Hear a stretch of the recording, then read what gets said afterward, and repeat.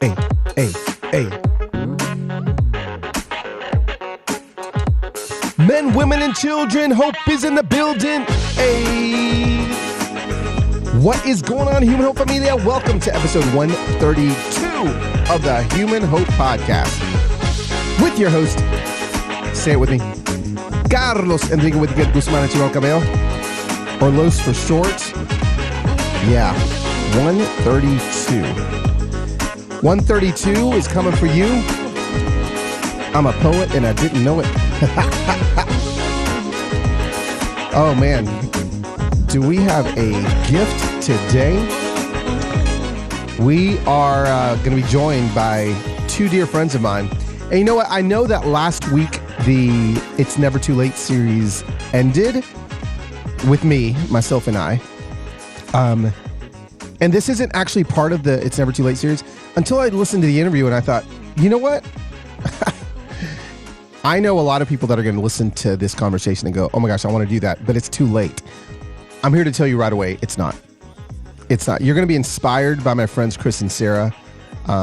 Inspired. And they are going to make you want to go on a journey you didn't want to go on. So I'm excited. Oh, I know the music's still playing. Hang on. Isn't it just so groovy? Groovy. So let me tell you, as we fade the music out, I am recording this. The recording date is Monday, the 23rd of October, which if you've been hanging out on Instagram, you know that this is the morning after. The morning after I moved my mom and dad in across the street. And I have already been over there one time today to eat some cantaloupe with my mom and say good morning to my dad. Now I'm back over here. And if you're watching on YouTube, you see kind of my studio lighting and kind of where I record this podcast, but it's actually like I'm in the basement. There's a ping pong table in front of me. There's laundry stacked up in front of the ping pong table. There's a guest room behind me to the right. Laundry room's right in front of me. Like it's not the ideal setup for an office because there's just traffic left and right. Something that only the Human Hope Familia is going to know is that I'm actually moving my office in my studio at some point over to my parents' house. And I'm going to build my studio over there. That way I can just get things done, you know? And you know, it'll feel a little bit more professional. Now, a lot of times you hear these interviews done or you watch it on YouTube and I'm in a really fancy studio with the Human Hope logo on. That's the That Sounds Fun studio. Okay. Like that's my podcast network studio, but I thought it'd be cool to like build something a little fancier over there. So that's coming up. That'll be fun. Maybe I'll do a little behind the scenes tour as we're setting that studio up. But yeah, mom and dad are in across the street. I am physically and emotionally exhausted. I am hitting new levels of exhaustion that I didn't know were available. But here we sit. And I'm just grateful that they're there. Grateful for, if you watched my Instagram this week, you saw the incredible amount of people. Maybe 40 people showed up to help us move in. We unloaded a 26-foot box truck in 4 hours flat. We had the entire house set up with candles lit and paintings on the wall in 5 hours. And 6.5 hours after we started unloading the truck, my parents walked into a completely set up house. And also, again, all of this is on a highlight. I really recommend that you go watch it because, you know, there's well, hold on. Two thoughts here. I missed one. Whoosh, squirrel. Oh no, it's gone. I just am grateful for the amount of people that showed up. And I feel like you should go back and watch it because it's mind blowing. It was almost like Extreme Home Makeover. What happens when a community comes together? And I know that this community, it was my church community, some Insta Familia community I never met, and then some friends of mine that have just been friends for a long time. Everyone's showing up and getting things done. It was a beautiful picture of, you know, and I say this with hesitation because I know there's been a lot of wounding that has happened in the church, but it was the church in action. And a reminder to people that have been wounded by the church, as I have, that the church is not a pastor that has wounded you. A church is not a system of beliefs that have wounded you. A church is not a building that you were wounded in. The church is the people of God coming together to be the hands and feet of Jesus. And that's what I saw yesterday. So there's a lot of church hurt. I know that it's happened. I challenge you to go watch my story from yesterday, which was a week ago. It's in my highlight with my mom and dad, their little emojis, and a house. And watch what I believe is the church. Just watch it. And again, a lot of people that listen to this aren't of my same faith background. You don't believe the same things I do. But you will see a community that I believe the American church should be. So there were people that were helping me move in that aren't of the same belief system I am. And I'm just grateful. I'm grateful. I'm overwhelmed. My body is feeling all the stress. You know, it's funny how like our bodies sometimes will tell us, hey, it's time to shut it down. So I'm probably on Instagram. I've probably been on Instagram a lot less this week. Well, by the time you listen to this, I can just feel that I just need to be present in a different way. And so, I'm going to maybe back off a little bit on the socials for a little bit. I don't know how long that's going to be. It could be 2 days. And by the time you listen to this, I'm back going. But I've been posting a lot just because I wanted to share this journey. And I'm just going to take a breather. So, but not a breather from the podcast, because here we are, 6 minutes and 50 seconds in, and at least according to my little time thing. And we're going to hop into the conversation. I just wanted to give you a little sneak peek into kind of some of the stuff I've been feeling. Today's podcast is, oh my gosh, I can't wait for you guys to meet my friends, Chris and Sara. So Chris Pachiba and Sara Pachiba are full-time digital nomads. Ooh, fancy. What does that mean? They work full-time on the road. Like they live in a van. Maybe not a van anymore. Maybe it's an RV now, or camper, or they'll explain it, what it is. But for a long time, they were like van lifers, right? Like living in a van with their dog. And what I love about today's conversation is we talk about risk, like risk-taking lifestyles, right? Like what does that actually look like? We talk about storytelling and how storytelling is such an important part of their world. But here's the part where I think a lot of people are going to really get some nuggets out of. We lean into, is there ever a perfect time to just go and do, right? It's never too late. We just finished with that series. Is there ever a perfect time? And of course, you probably know the answer, right? There's never a perfect time, but we dive into that. It's actually going to be really cool. They did this interview from like a cool, beautiful beach spot, I think, if I'm remembering correctly. Or was that just another Zoom call I had with Chris? Off the coast of Oregon.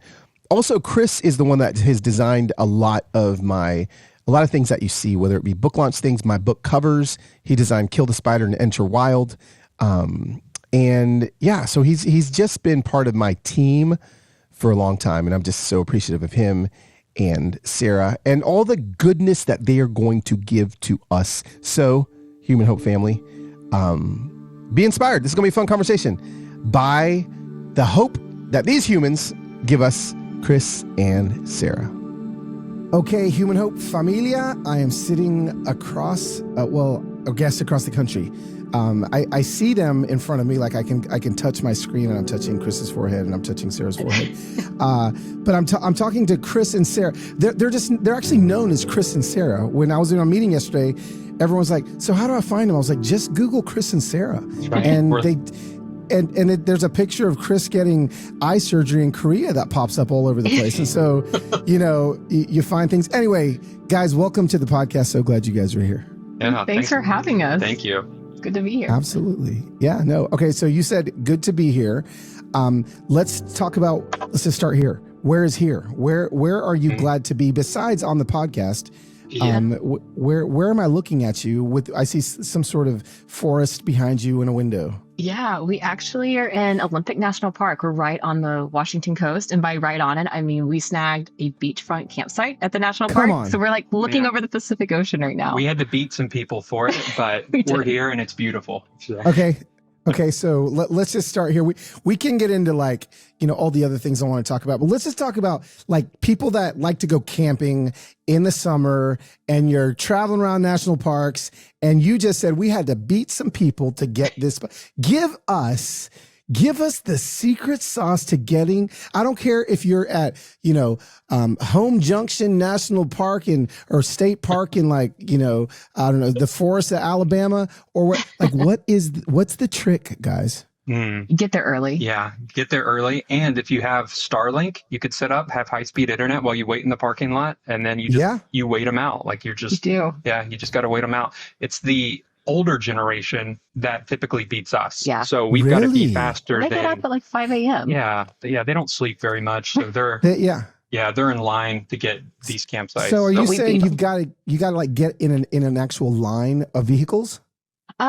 Just standing, actually. Yeah. It depends. It's different park to park, but for Olympic National Park, it was an actual standing line. Mm-hmm. So Chris stood out there for us. Yeah. And the park ranger was only available from 12 to 1. And so they had a big, information or a big sign on the booth, and you just stand out there. It was like you're waiting in line. Yeah.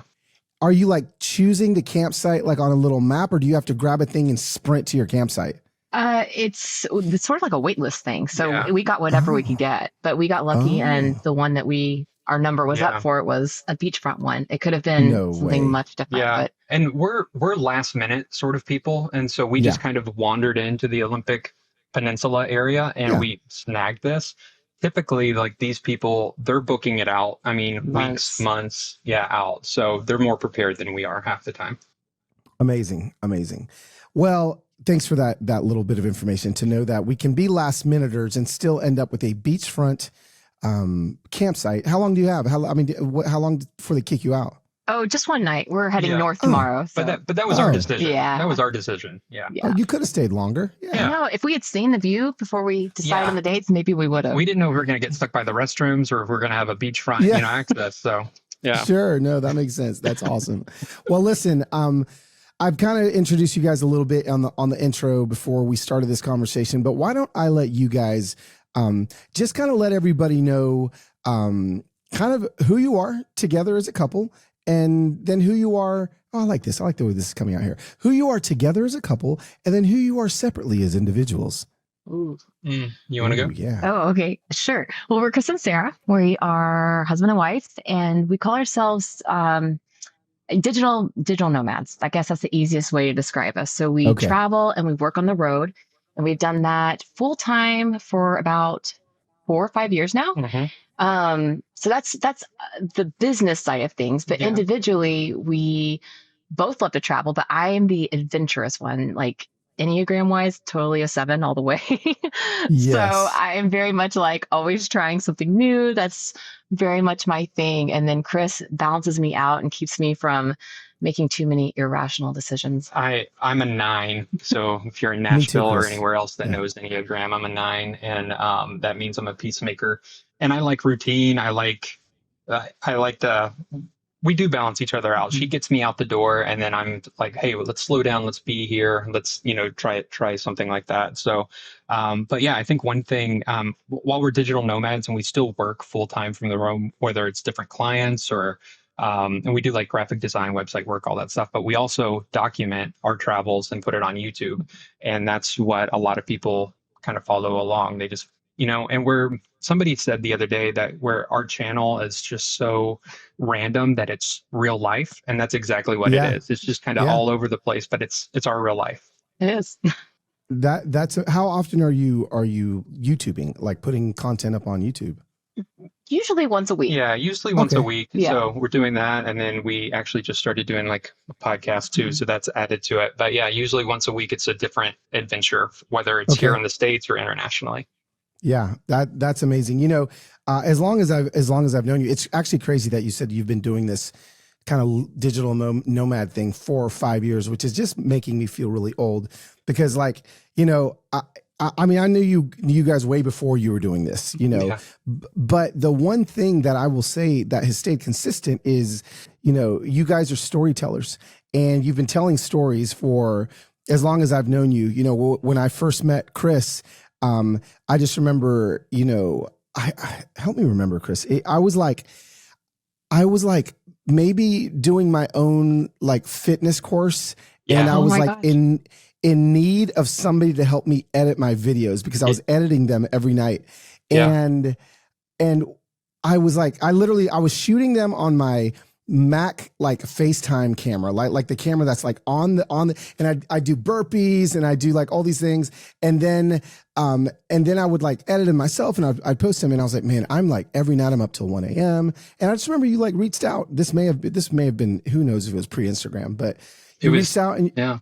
It was what on was it? Twitter. It was before X. It was, it was Oh, it was when, before X. yeah. Yes, it was when it was still a bird. Yeah. And yeah, and then we ended up meeting because I was running this little fitness thing while I was like on tour with like, I don't know, some CCM band, and I just remember we met up. Where was that?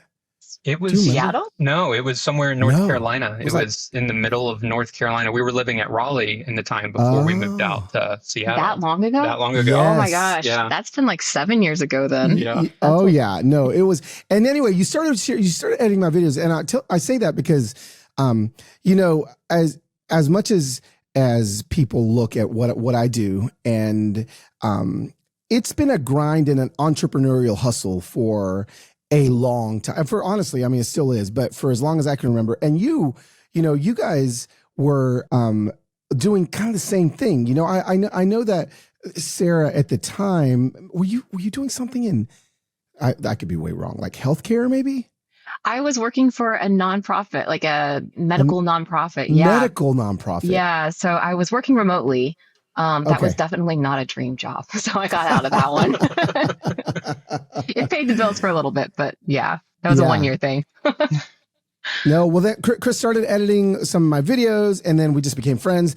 And I just remember like looking at your YouTube channel, and you had made some really cool documentary of like, I don't know if you were riding your bike across the planet or something. I can't remember what you were doing, Close. Yeah. but yes, but you were making stories even back then. So, I would love for you guys to just kind of tell us a little bit about your journey, as far as storytellers from, and even lifting up the hood a little bit on the, entrepreneurial side of storytelling and what it is that you're doing. Just kind of go at the beginning. Mm. Wow. Start all the way back at that And documentary. they had that document. So Sarah and Yeah. I, we actually met. Our relationship began riding our bicycles across America. Now, full transparency, I was actually documenting a lot of that ride. Sarah did more riding than I did. By more Yeah. riding, I mean like 95% more riding than me. But we met on this shoot, and this ride across America was to raise funds and awareness for Burmese refugees. Got it. And so, like right at the beginning, we met on this crazy trip where we're living out of Rubbermaids and riding, 80 to 100 miles a day. And we're seeing a side of America that not a lot of people get to see. And we're also, you know, creating awareness for this people group, on the other side of the world. And so Yeah. we met like that. We started our relationship like that. And I think for both of us, it's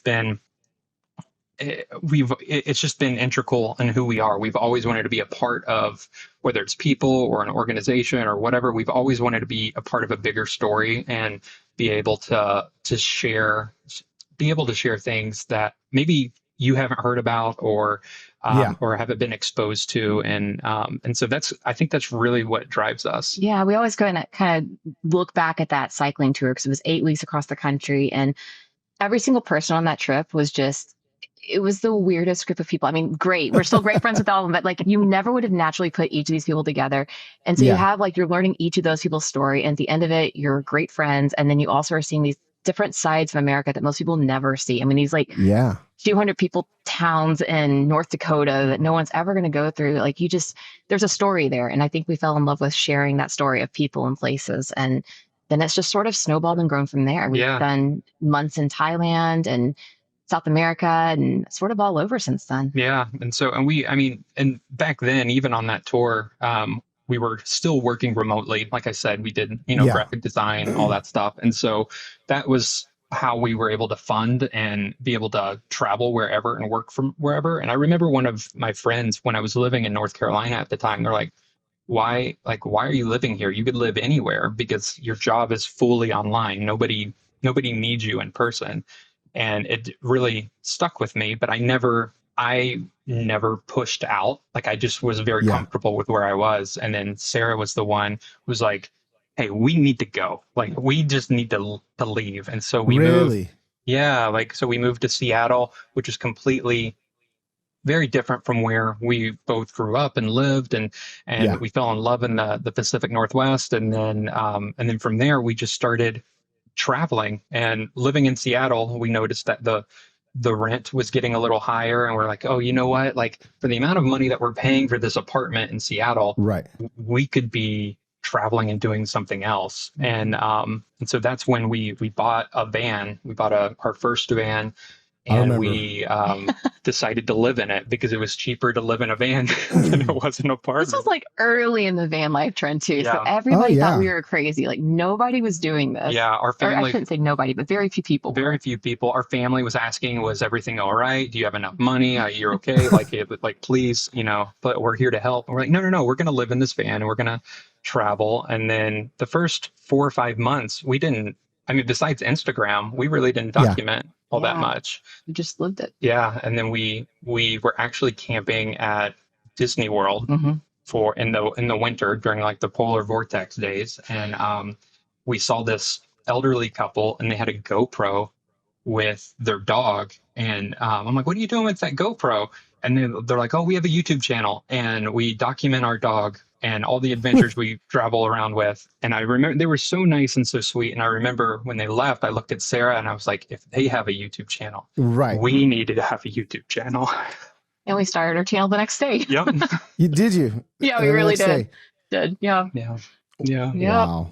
Yeah. That was And what here, and 4 here years you ago. are. Yeah, And here we are. It's just kept going. I mean, there's been highs and lows all the way through. Like, Yeah. COVID definitely was a sort of threw us a curveball when you're travelers. That's Mhm. kind of your main thing. But we've always kind of found our way back. We've done live on the road for years. We've done international. We usually travel pretty slow, so like a month or so at a time in a place. Yeah. And that's our business is just kind of continued. I think the YouTube side has definitely grown a lot. Like that's It has. from an entrepreneur side, like that's been the hardest thing to keep up with is trying to balance the two as one grows and, Mm-hmm. still doing the other. Yeah. And this was the first thing in my life. I've always helped other people. I've always helped them Yeah. achieve their dreams, whether it's through video editing or through graphic, whatever. Like this was the first time that it was like for us, like I would, Yeah. like we were the client, I didn't have to work. Like we were the ones who are trying to get this off the ground. So it's a different like relationship and way to think about it, when we're, we're working this way. So Yeah, for sure.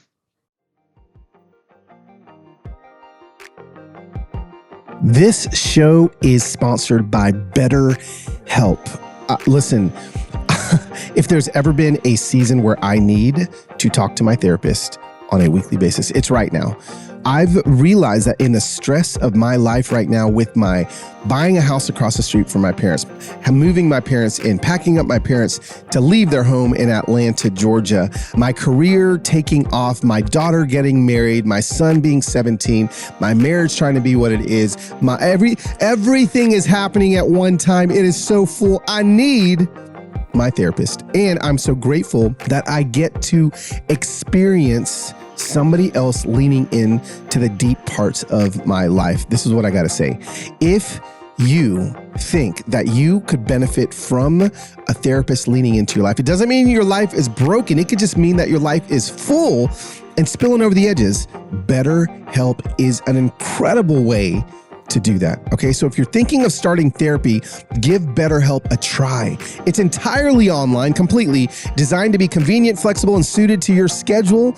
And all you've got to do is just fill out a brief questionnaire and get matched with a licensed therapist. And guess what? You can even switch therapists if you're not vibing with the one that you've got at no additional charge. This is what I need you to do. Make your brain your friend with BetterHelp. Visit betterhelp.com/humanhope to get 10% off your first month. That is BetterHelp, HELP.com/humanhope.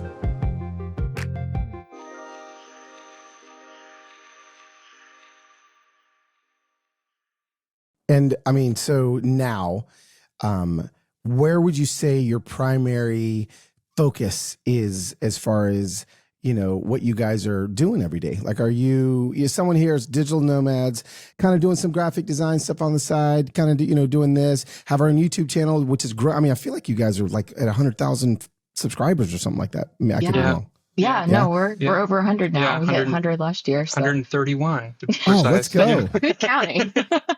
Yeah. Yeah. And so where are you spending most of your time? Are you making stuff about you? Are you making stuff about other people? It's about 50-50 right now. We would love for it to be very much about like our travels. Like that is where we want to go because it gives us the freedom to really do whatever we want. But I mean, realistically, the web stuff, the graphic design, that's still about 50% of our income. So we still very much focus on that. We get to be a little bit more selective in who we take on. We try to take on bigger projects versus little tiny small off ones. And that helps us with our time. But we are focusing more and more on our business. Like we added the podcast, a few months ago, and we're doing the videos more consistently. We led trips, because we travel so much and people know us for our travels. So we led a trip last year to Iceland and really, so fun, which was amazing. And it was amazing that all the 14 strangers signed up just to go onto a random country with us. It was, we just couldn't believe it. So it's always, I tell Sarah, and I've said this for a while, we always feel like the YouTube side of our business is in that mullet stage. Like you're trying to grow your hair out, and it's not long and beautiful yet, but it looks like a mullet. Like it's just it's gonna get there, but it's just slow. Yeah, for sure. I love it. The mullet stage. Definitely. Okay. So let me think. We've got, a lot of people that are listening to this that are in a season of their life where they're like, you just have to be built different in order to do what they're doing. You just have to, I don't know, I just don't know if I've got maybe in 10 years, maybe, or whatever. Is there ever a perfect time to just kind of go out and start doing something similar to what you guys are doing? Or was it just a decision you guys had to make? There's never a perfect time. I think we always kind of say that everybody has a certain level of risk they're able to take. And, for us, more often than not, our limiting factor is, finances. For some people, it may be having kids or, it may be their jobs, but there's never going to be a perfect time no matter what that limitation is.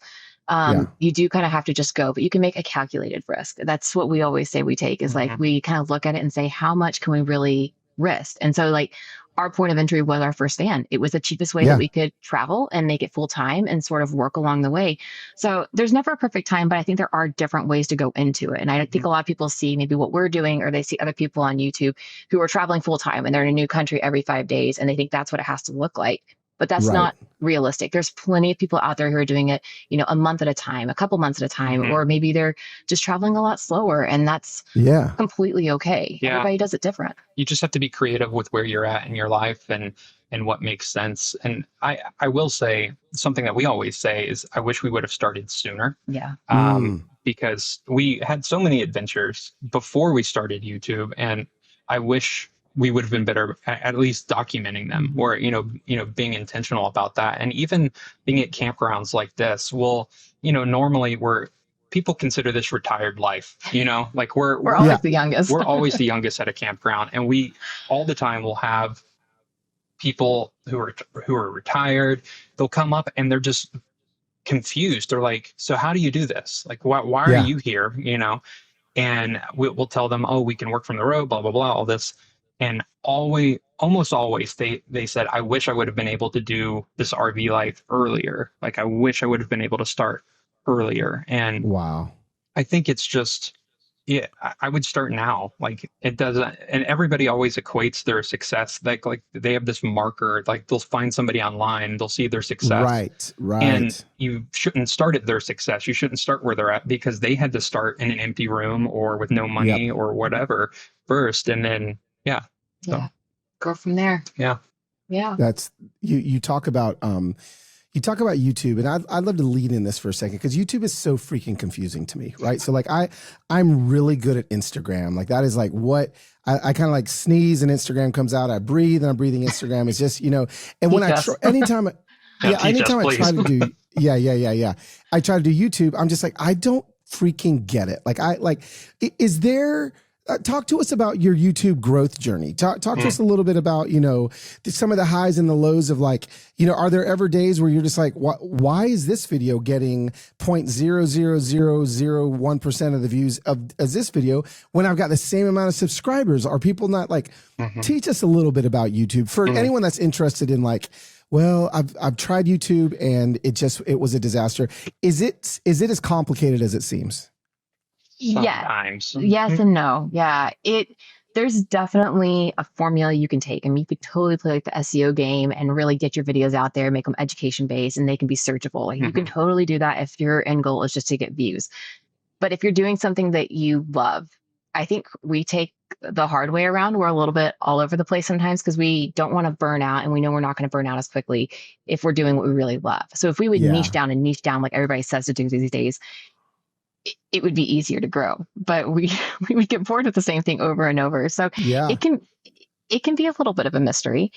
Go ahead. Yeah, no, it can be a little bit of a mystery. I think it's very frustrating because, our very first video that we ever published went viral and it hit like 5.4 million views. Wow. And it was a van tour. Like we were just showing off our van and then all of a sudden YouTube decided, oh, you're van people. And we're like, no, we're just traveling in a van. And so we got stuck into this really weird, like people wanted to know how we were using our toilet. People wanted to know, like, how do you do laundry? Like, where do you camp? And we're like, we don't care about any of this. Like, we care about the travel. We care about the experience. But I mean, the vehicle is just this tool to get us from place to place.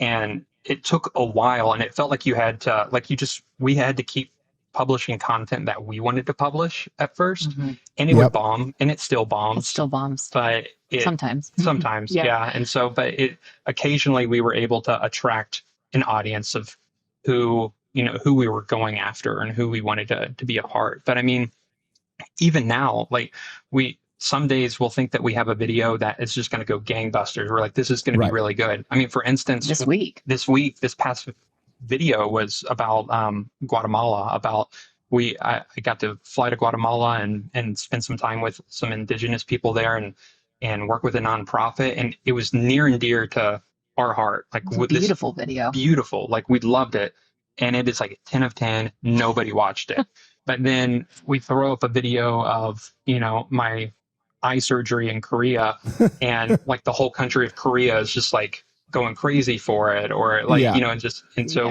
it's unpredictable. It can be unpredictable. I mean, I don't think there's really a rhyme or reason sometimes why a video will pop off and other ones won't. But we got really big in Korea, so we got really big in Korea. Big in Korea, and we got really big in India.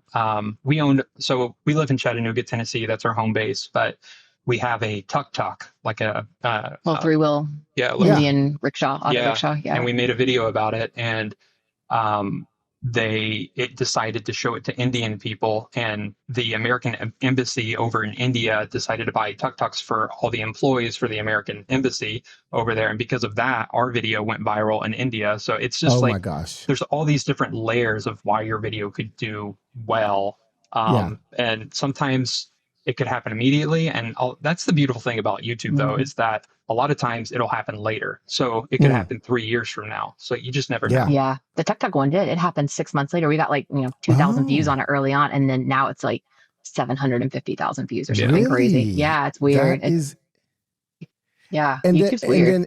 And then with YouTube, I'm just drilling down one step deeper. Like, is it like, are you guys trying to get like partnerships on YouTube, or is it more like Google AdSense and stuff like that, in order to make YouTube a profitable thing for your business?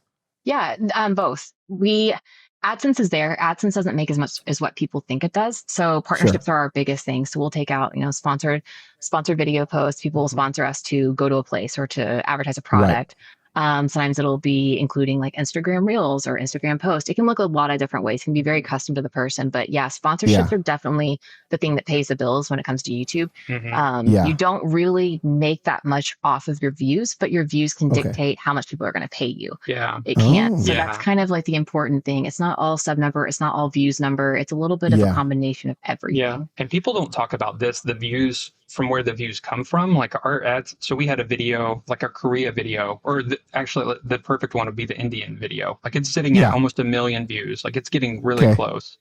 But all the viewers are Indian, and so their rate that the advertisers pay for per view is lower than the US. So just because we have that Oh, many views on, on YouTube doesn't mean we got paid the same amount as we would have if it was like a US based, It's a I video. fraction of see. it. Yeah.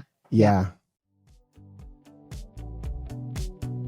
This week, we are also partnering with Beekeeper's Naturals. Okay, Beekeeper's Naturals' mission is to reinvent the medicine cabinet. They do that by merging modern science with natural medicine to create clean, effective products that actually work.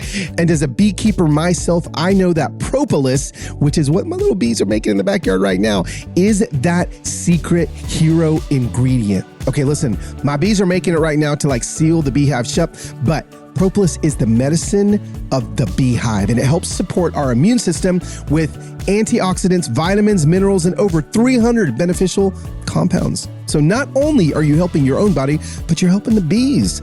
They practice sustainable beekeeping and third-party test their formulas to ensure that their products are free of pesticides and heavy metals. And they never over-harvest the hives so that they make sure that the bees get to keep using the propolis that they are making. They've got propolis throat spray.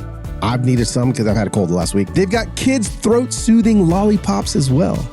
And here, listen, I know we're heading into fall. Everybody is sniffling. Give them a shot. So this is what I want you to do. Today, Beekeepers Naturals is offering you an exclusive offer. Go to beekeepersnaturals.com/human hope or enter code human hope to get 20% off your order. That is beekeepersnaturals.com/human hope or enter code human hope to get 20% off your order. What I love it is also Beekeepers Naturals products are available at Target, Whole Foods, Amazon, CVS, and so many other places.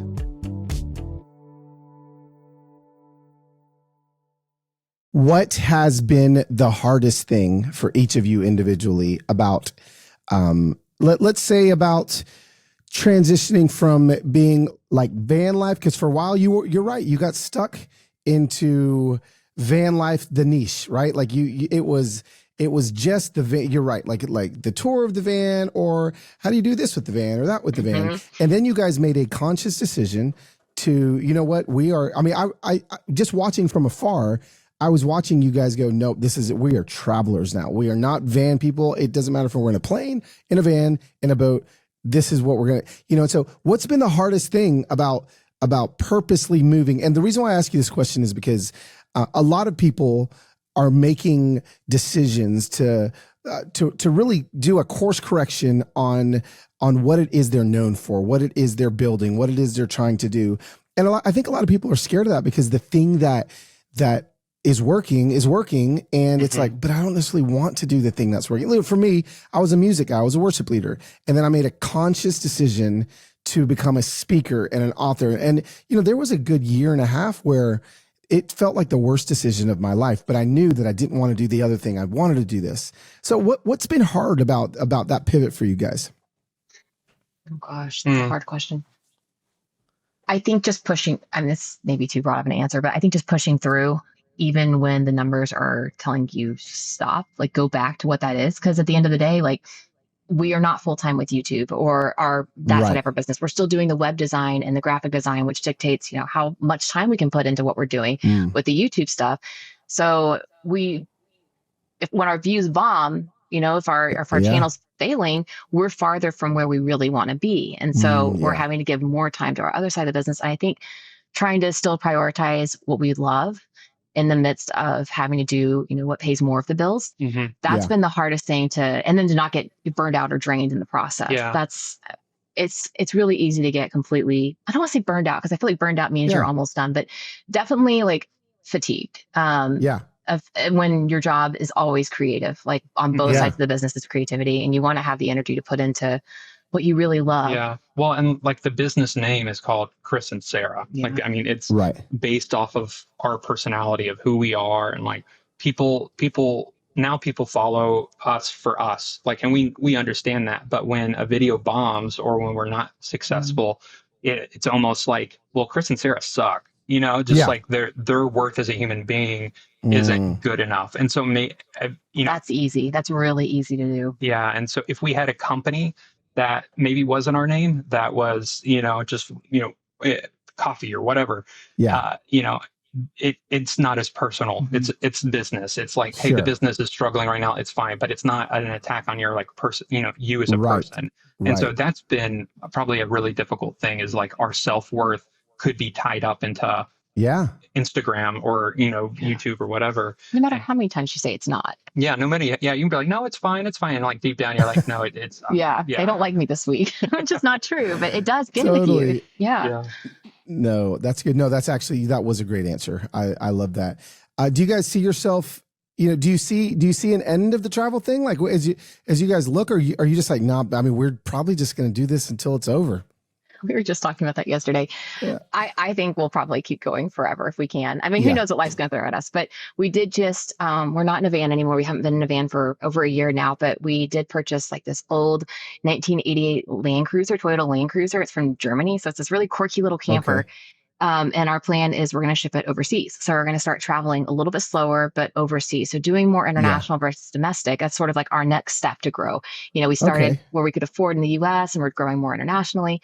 So we're going to be driving, overlanding internationally in this new rig with our dog, which is always another element of crazy. Yeah. But yeah, I don't think we're going to slow down. We've got a few continents ahead of us. Yeah. Like we love doing the slower travel. Like, I mean, we did the whole plane thing. Like we'd fly to a different country and that's great. And understandable. Like, I mean, you probably should do it if you're trying to go to the other side of the world, but like, at least with driving somewhere, even in the US, like going slowly, you get to see more than just the tourist spots and get to see how the locals really live and really are and what they're really about. And that's what we really love, is we get to see the real side of wherever we're at, instead of just the billboards. Yeah. Places you're not going to see on Pinterest or YouTube. Those are the places you want to find. Yeah. Those little in between the two destinations is really where a lot of your magic is happening, right? A lot of what you're enjoying, the slowness. You guys are kind of leaning into my next book and a lot of stuff that I'm going to be, leaning into over the next year. Talk to us quickly before we have to wrap up about your new podcast that you're starting. I mean, you're on my podcast. I'm grateful, and I also want to let everyone know this. Chris and Sarah were actually on my I've had 10 iterations of podcasts throughout my life, and they've all lasted 4 to 6 episodes. And then I'm like, I'm bored, and I start something else. So not until I signed a contract with a network did I actually have to start putting podcasts out all the time. So, but all that to say, Chris and Sarah were like on my, I think it was called Fill in the Blank. Was that the name of my podcast? I think so. Yeah. That's right. Yeah. Fill in the Blank. It was the most popular episode of my 4 episodes that I released. Really? A round of applause for you guys. Didn't know. We actually got approached by somebody in Wichita, Kansas. They're like, "You were on Carlos's podcast." And we're like, yeah. And that podcast episode was like, what? 2 months of us living in the van. It was so early on. I don't even know if we had YouTube yet. Yeah. So no. You definitely did not have YouTube.